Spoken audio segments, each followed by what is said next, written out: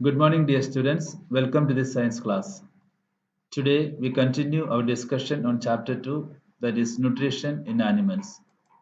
In the previous classes, you have learned about what is digestion, the different ways of taking food by different organisms, digestion in human beings, the parts of the alimentary canal, the buccal cavity, food pipe or esophagus, stomach, small intestine, large intestine ending in the rectum, the anus, and the associated glands such as salivary glands, liver, and pancreas, the absorption of digested food in the small intestine, and assimilation.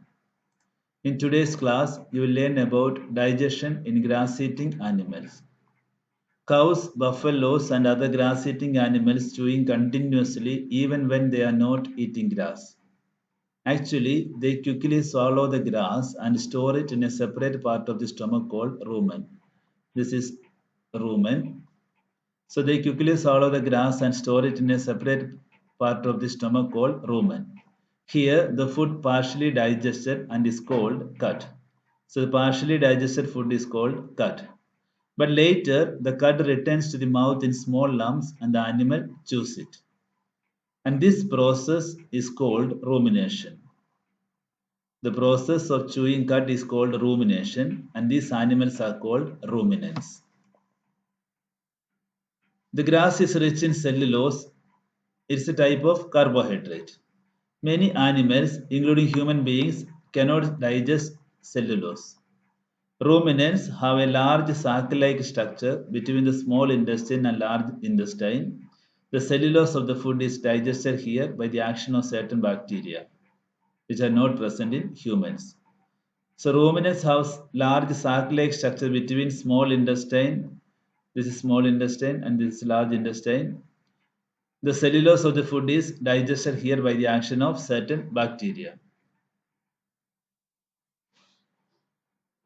Now let us see the feeding and digestion in amoeba.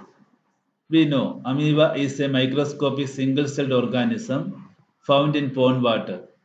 Amoeba has a cell membrane, a rounded dense nucleus, and many small bubble-like vacuoles in its cytoplasm.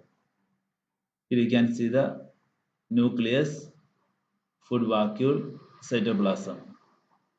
Amoeba constantly changes its shape and position. It pushes out one or more finger-like projections called pseudopodia or false feet for movement and capture of food.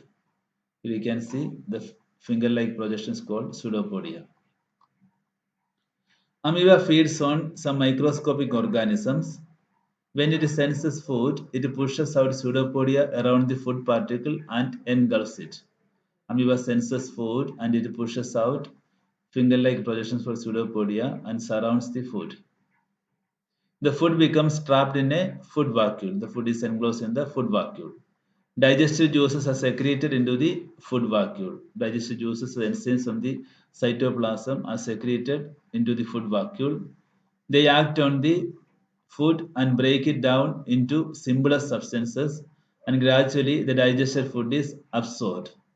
The absorbed substances are used for growth, maintenance, and multiplication.